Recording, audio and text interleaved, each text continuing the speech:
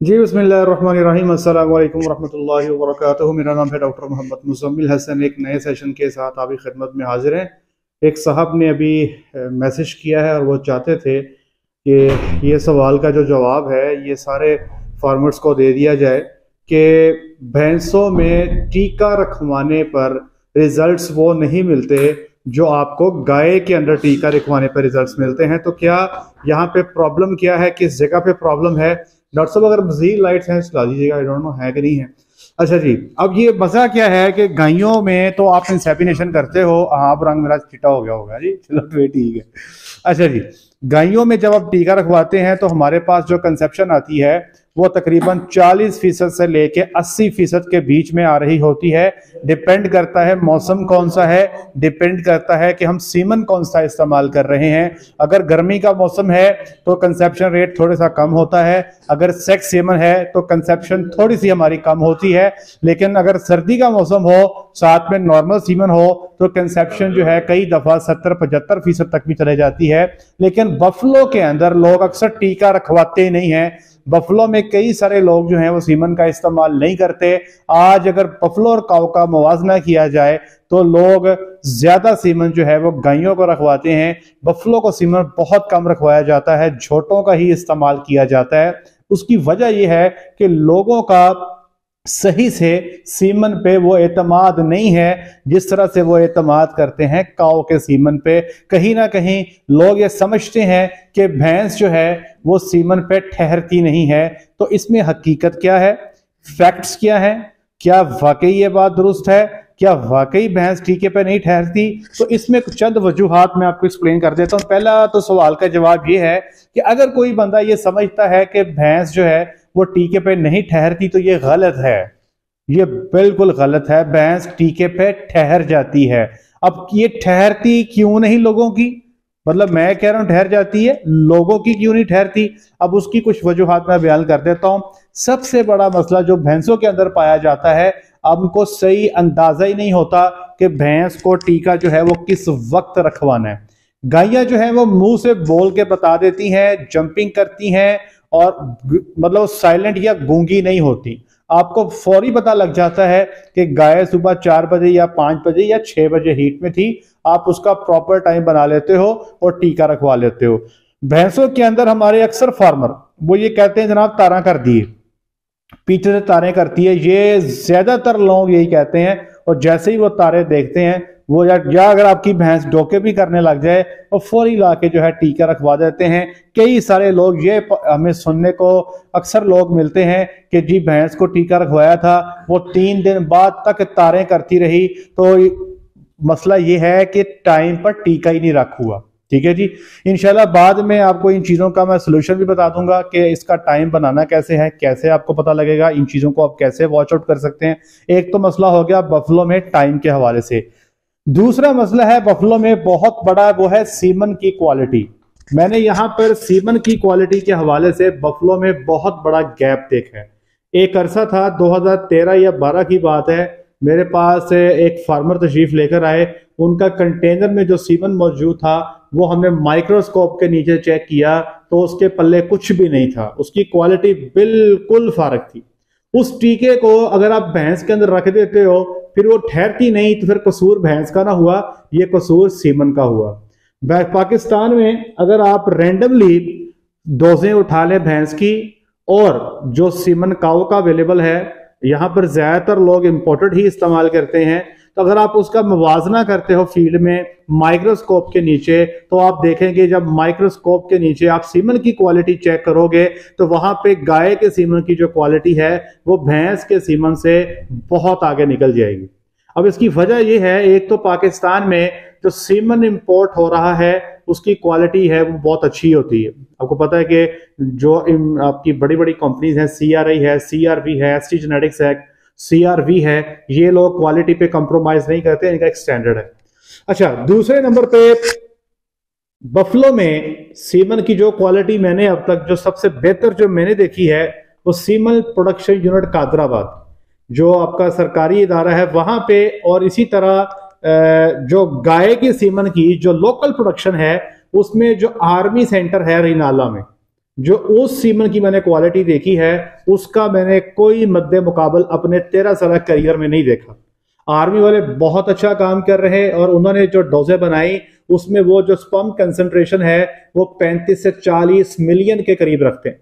मतलब कि इस वक्त पाकिस्तान में जो सीमन बाहर से इंपोर्ट होता है उसका जो सीमन कंसंट्रेशन है वो 10 से 15 मिलियन ज्यादातर लोग रखते हैं, लेकिन यहाँ पर जो लोकल सीमन आर्मी बनाती है उसका जो कंसंट्रेशन है वो 35 से 40 मिलियन होता है। ये उसका फर्क है।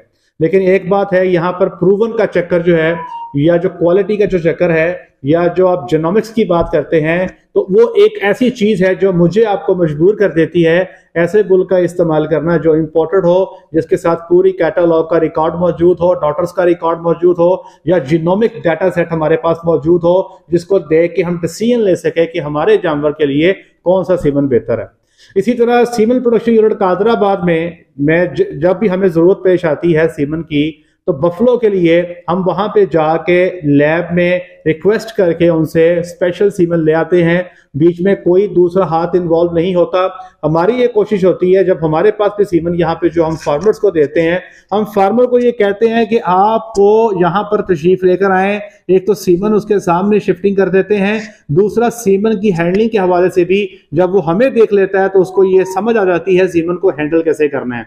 और अभी जो हमने खुद से सीमन इंपोर्ट करवाया इसमें देखें कितने हैंड्स इन्वॉल्व हैं। डायरेक्ट कंपनी से हमारे पास आ गया, हमारे पास से डायरेक्ट आगे फार्मर के पास चला गया और ये जाके एनिमल के अंदर चला गया। इस पूरे प्रोसीजर में जितने ज्यादा हैंड इन्वॉल्व होंगे कि कंपनी से फलाने डॉक्टर के पास, उधर से ऑफिस में, उधर से फलाने डॉक्टर के पास, उधर से फलाने के पास, उधर से डिस्ट्रीब्यूटर के पास, जितने हाथ इसमें इन्वॉल्व होते जाएंगे उतना ही डेफिनेटली यहाँ पे क्वालिटी जो है वो प्लस माइनस हो सकती है। इसलिए हमारी कोशिश होती है कि सीमन हैंडलिंग पे फार्मर को भी ट्रेनिंग दी जाए और इस सिलसिले में इंशाअल्लाह अजीज मैं इस वीडियो के एंड पे एक कंटेनर मेरे सामने पड़ा है, यहाँ पर रख के आपको समझा भी देंगे कि सीमन की क्वालिटी जो है उसमें हैंडलिंग का कितना बड़ा रोल है और हम सीमन को हैंडल कैसे करते हैं। ये तो होगा सीमन की क्वालिटी के हवाले से। दूसरा बड़ा पॉइंट जो बफलो के अंदर जो कंसेप्शन नहीं आ रही होती उसका ये दूसरा जो बड़ा पॉइंट है वो आपके सीमन की क्वालिटी है। तीसरे नंबर पे बफलो में हम फीडिंग के हवाले से आज भी हमारे बहुत ज्यादा भाई जो हैं वो बनोले की खल का इस्तेमाल करते हैं और रोटी के टुकड़ों का इस्तेमाल करते हैं। टॉक्सिन्स जो हैं वो आप में कंसेप्शन का जानवरों में आपका इशू रहता ही है। चौथा बड़ा मसला है ऑक्सीटोसिन का टीके का इस्तेमाल। हमारे फार्मर्स कई सारे ऐसे हैं जो ऑक्सीटोसिन का इस्तेमाल नहीं करते, लेकिन जो करते हैं वहां पे उनको कंसेप्शन जो है वो थोड़ी देखने को मिलती है।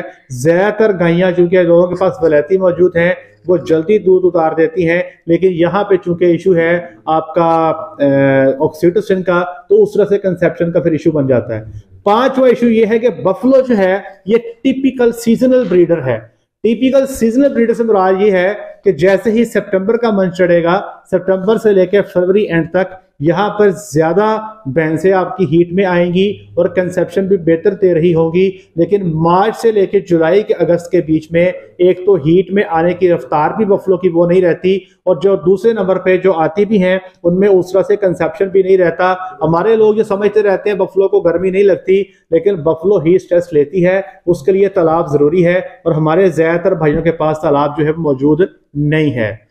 अच्छा, साथ साथ सोल्यूशन भी होते जा रहे हैं। एक चीज मैं बता दूं, ये जो हीट के हवाले से कि अब आपको कैसे पता लगेगा, टाइमिंग कैसे बनानी है, उस सिलसिले में मैंने हीट गन का जो इस्तेमाल है आपको बताया है। हमने बफलो में उसका जो है इस्तेमाल भी किया है और उसके इस्तेमाल से टाइम बना के हम बफलो को हमने टीके रखे और हमने उसमें रिजल्ट जो हैं वो भी अच्छे और बेहतर मिले हैं। तो मैं तो सजेस्ट करूंगा कि आपके जो डॉक्टर साहिबान हैं, आज से 3-4 साल पहले लोगों के पास अल्ट्रासाउंड मशीन नहीं होती थी। आज मेरे बहुत सारे डॉक्टर भाई ऐसे हैं जिनके पास अल्ट्रासाउंड मशीन मौजूद है। मुझे उम्मीद है कि इंशाल्लाह हम अवेयरनेस देते जाएंगे।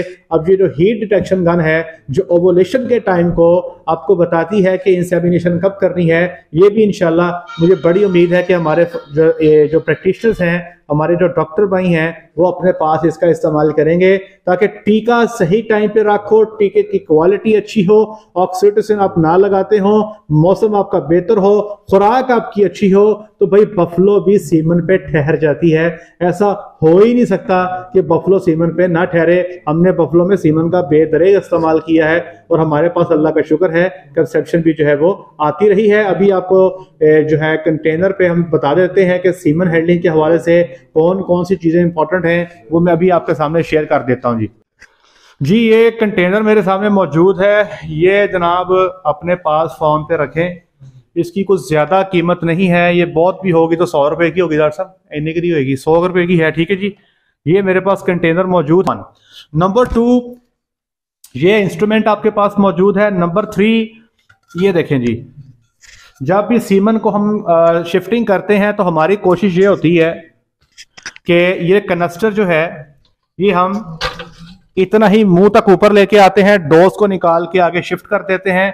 बाज़ औक़ात ज़्यादातर मैंने कई दफ़ा ये देखा है कि इसको बिल्कुल मुंह के ऊपर ले आते हैं, तो वहां पर जो है फिर गैस आपकी जो है वेस्टेज है वो भी ज्यादा होती है, और उसी तरह से जो क्वालिटी आपकी जो है वो भी आपकी डैमेज होने का खतरा आपका हो सकता है। तो 2 बातों का ख्याल रखें, 2-3 बातों का। एक तो जब अपने अगर पॉसिबल हो सके सीमन की शिफ्टिंग के दौरान अपने जो सिलेंडर की जो गैस है वो फुल रखें।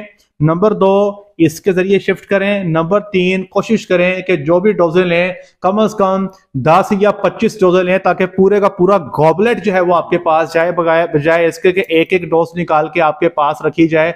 लेकिन डेफिनेटली जहां पर नंबर ऑफ डोजेज आपके पास कम होगी वहां पे फिर आपको ये इश्यू जो है वो रहता है। नंबर 4, इस सिलेंडर में वैसे तो ये इसमें जो गैस भरी जाती है ये आप कह सकते हो कि 3 हफ्ते बाद बहुत कंफर्टेबल है, आप इसमें गैस भरवा सकते हो, लेकिन इसकी गैस जो है यहाँ पर हर हफ्ते बाद फिल कर दी जाती है, ताकि किसी किस्म का भी जो है सीमन जो है वो चलता ही आपकी जो है ना जी टोटल हैंडलिंग पे है। और आपने गैस को मैनेज कैसे किया है, इन तमाम चीजों के ऊपर ही ये मामला चलता है, इसको संभालना ही मेन काम है। और जब इसको इस्तेमाल करना है तब हमारी कोशिश होती है कि सीमन को जैसे ही निकाल के हम पानी में फेंकते हैं, पानी में फेंकने के बाद 40 सेकंड के बाद साफ करके जब गन में लोड कर दिया जाता है तो फौरी तौर पे हमारी कोशिश होती है कि जल्दी से जल्दी जो है ये गाय को रख दिया जाए, ताकि कंसेप्शन जो है आपको बेहतर आए। और इसी तरह इंपॉर्टेंट चीज क्या है, हैंडलिंग। इंपॉर्टेंट चीज क्या है, मिनिमम हैंड्स इन्वॉल्व रखें। इंपॉर्टेंट चीज क्या है, आपकी गैस जो खत्म नहीं होनी चाहिए। इंपॉर्टेंट चीज क्या है, आप फौरी तौर पे सीमन को निकाल के जानवर के अंदर रख देते हो। ये छोटे छोटे स्टेप हैं, देखने में कुछ महसूस नहीं होते, लेकिन आपको ये काम बहुत देते हैं। मेरा ख्याल है कि आज के लिए आपको ये सवालों के जवाब भी मिल गए होंगे, और सीमन की हैंडलिंग के हवाले से थोड़ी बहुत इंफॉर्मेशन वो भी आपको मिल गई होगी। उम्मीद करते हैं सेशन आपके लिए यूजफुल होगा। आज के लिए इतना ही, अपना ख्याल रखें, दुआ में याद रखें, 5 वक्त की नमाज बाद जमात अदा करें। अस्सलामु अलैकुम।